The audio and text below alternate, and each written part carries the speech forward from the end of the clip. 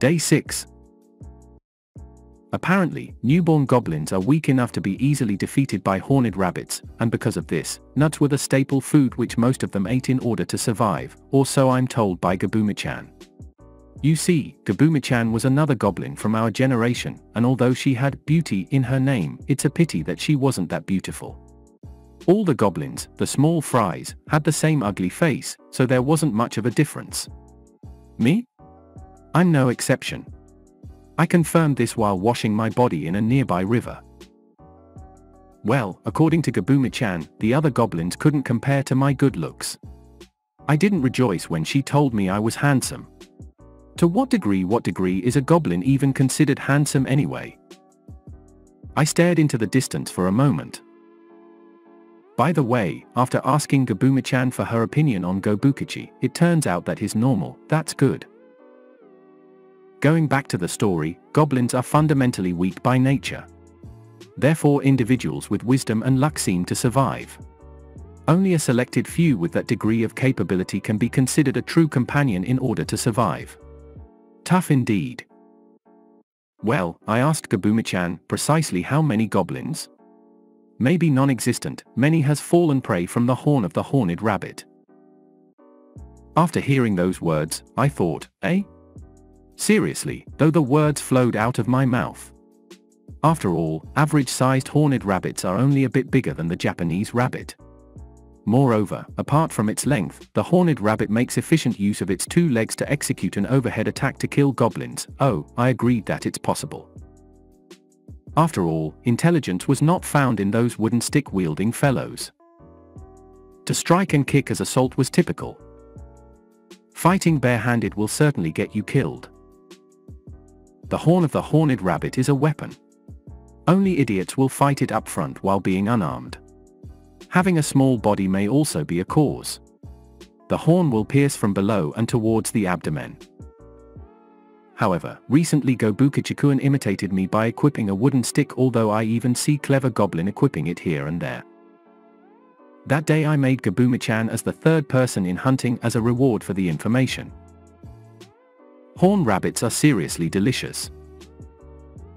Day 7. It was raining today, so we were relaxing and working in the cave.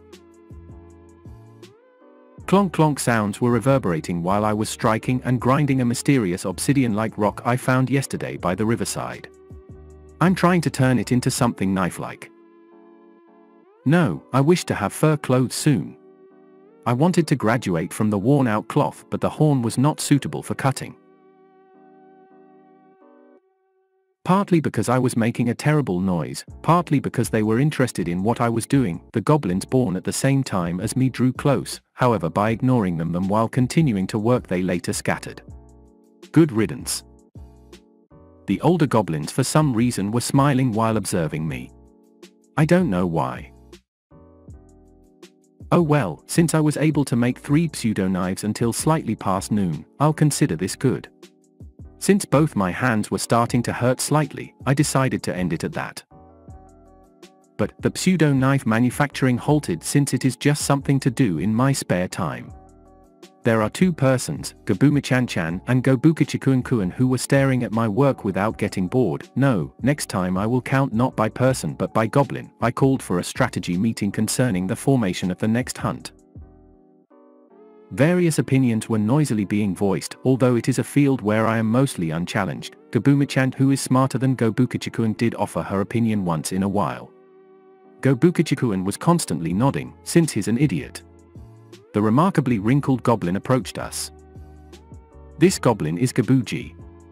He is Goblin community's oldest goblin. He possessed a social position close to an advisor, and above all, my name Gobiru was given to me by this grandfather. The strategy meeting was postponed to listen to the various stories Gabuji-san told us. No, Gabuji-san has a uselessly long life, but he has very extensive knowledge, so I do not want to miss this opportunity. Well, because it would only take about 20 years and a little to be called an elderly goblin, this body will not be able to have a long life, ha ha ha. I pulled myself together. Gabuji told us many things about this world, such as the rules for levels and rank up. Apparently such a thing exists. Why in this cave, except for us newly born goblins, there were only elderly goblins around, among other things. Let's leave this world's levels, rank up and such for later. Let's first talk about the goblins who live in this cave. Apparently the young goblins, maybe our goblin parents, are working away from home in the forest. Working away from home, in short, pillaging, right? I understand. Are goblins so weak that they easily die from horned rabbits? No, that is a newborn goblin, right? Goblins are certainly weak as a race. However, isn't this the reason for why the goblins who are born in this forest are able to move the day after, training to kill using a wooden stick and throwing stones in order to learn how to support themselves, literally learning cunning tactics and the skills needed for living by risking their lives? The weak die, the strong live. I understand this very simple yet severe law. Really, so merciless, I'd cry. Well, lately there are many individuals who imitated us by pairing up when hunting horned rabbits. Because of that, the surviving individuals numbered more than ever. While I was nodding and saying I see, I saw that somehow Gabuji's loincloth began to change shape. Apparently his long life hadn't dulled his desire to spawn progeny, or perhaps he sensed that his death was close. After almost puking, I wanted to stop our talk as soon as possible and averted my gaze. As if I can gaze long at that thing. Since our talk had ended, his face showing how pleased he was with himself, Gabuji got a look of lust and went to the inner parts of the cave. A short while later, feeble feminine shrieks were heard. I put my hands together and prayed twice for the sake of the captured women. Doing anything more than this is for the moment impossible for me. Someday I'd like to set those women at peace. Still, even living under those conditions is for sure unfair, I think. Even I felt that much sympathy. Day 8. Our trio consisting of me, Gobukichikuan and Gabumichan went out hunting this day.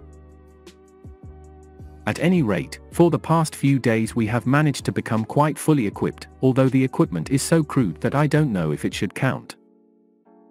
From several horns, I choose 2 comparatively large ones which I dual-wielded.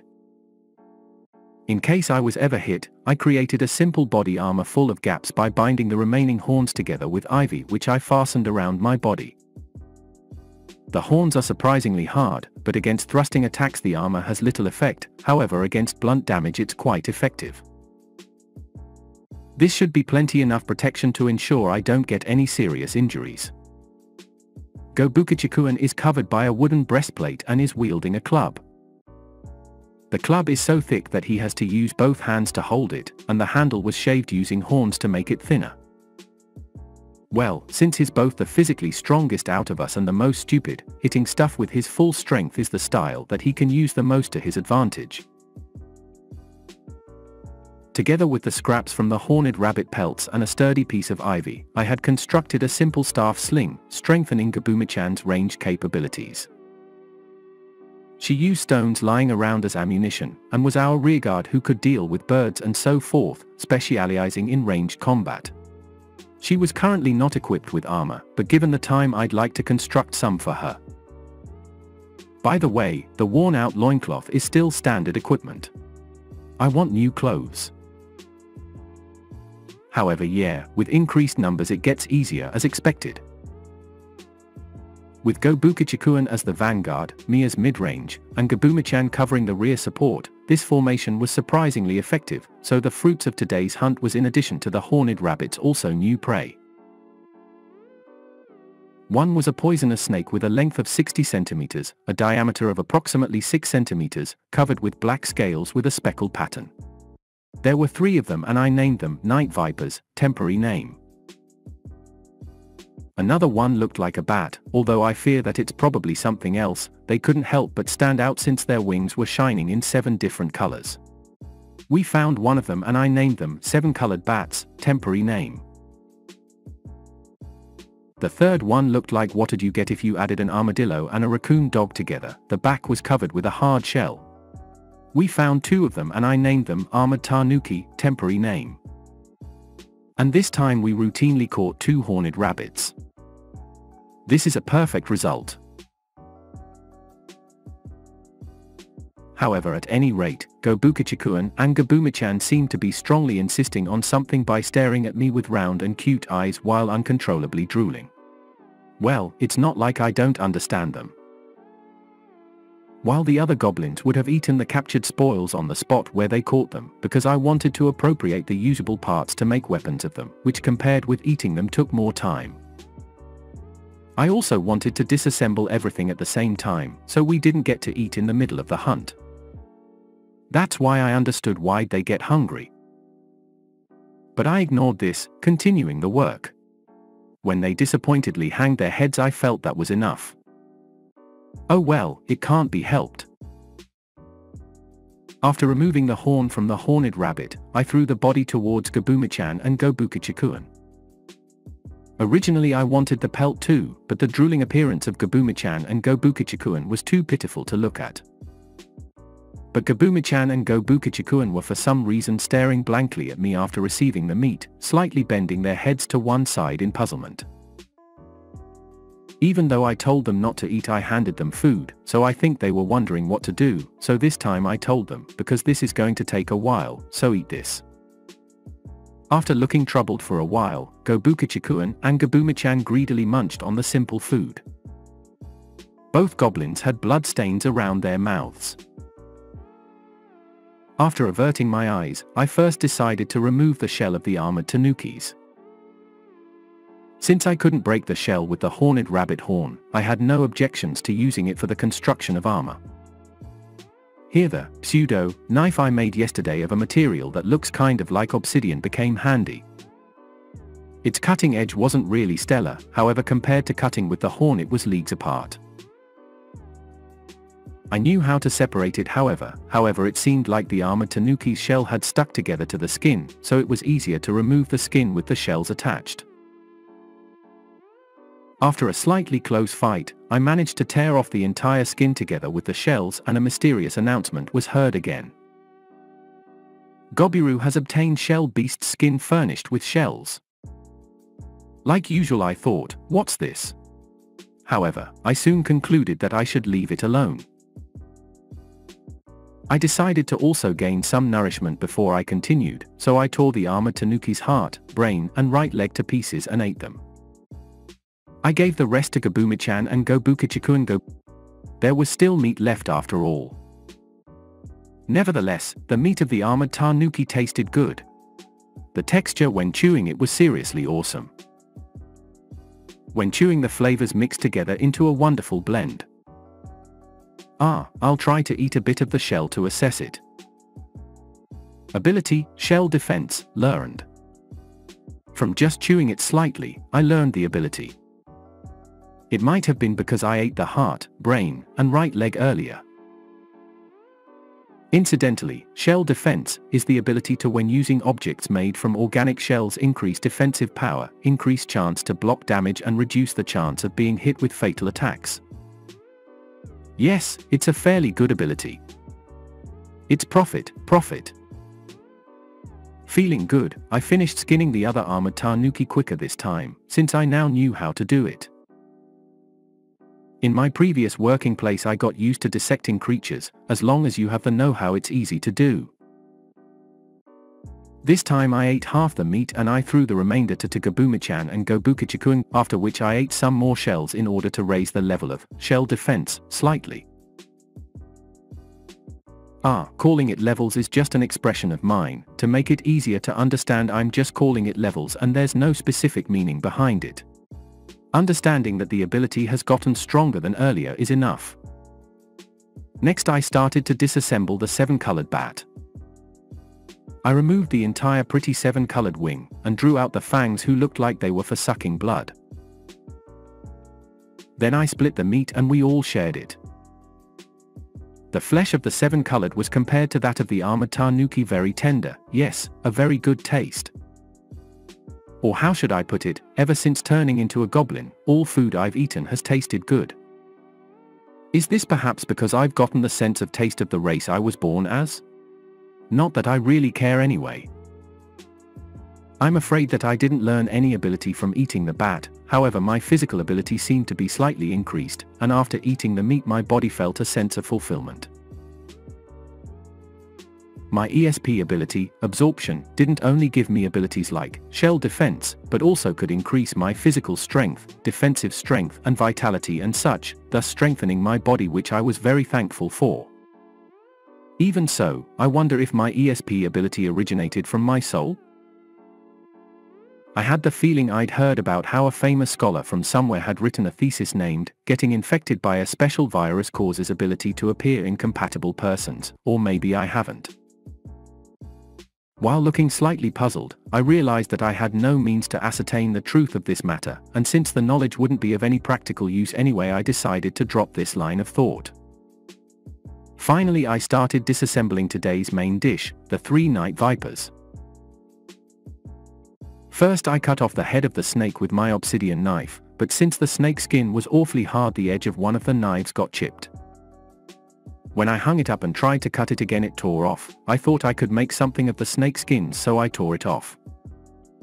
With their heads cut off and the snake skin peeled off, each goblin received 1 snake each. We ate. It was quite delicious.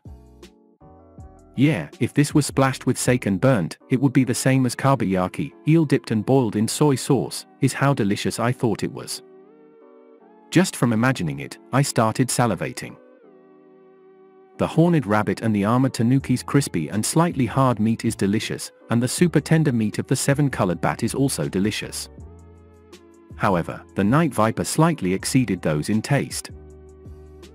This tastiness caused us to stop working, and all 3 goblins greedily wolfed down their share. Ability, thermography, learned. Ability, snake venom administration, learned. Ability, poison resistance, learned. Ability, presence sensor, learned. Ability, snake's evil eye, learned.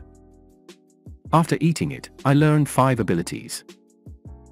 Apparently the night viper was in a different league compared to the current me. When I eat something stronger than I am, the probability that I receive abilities from it significantly increases. This is one of the characteristics of my absorption ability. But getting 5 abilities at once, it truly a first. My guess is that this is because goblins are a weak species. Well, I am truly satisfied with the results of this day's outcome. The remaining poison fang could probably be used as a tool, however if Gobukichikungo and Gabumichan, who don't have poison resistance, were to even graze it, they would without doubt immediately be on the verge of death. Worst case scenario is that they die instantly. Besides, this time I also received the ability, snake venom administration, which I can use to apply poison to the tip of the horn I'm using currently. If I'm not in direct contact, this ability doesn't manifest itself, but compared to the poison fang it's a lot safer to use. That's why, just in case something were to happen, I ate the 3 heads of the snakes myself. Because this way is a lot safer. Yeah, poison, which is completely harmless to me because of the 2 abilities, poison resistance and absorption, working in concert, only made the food taste better to me by giving the food a slight sting. However, 2 goblins were directing envious gazes at me. "Hey, if you ate this you'd die, you know?"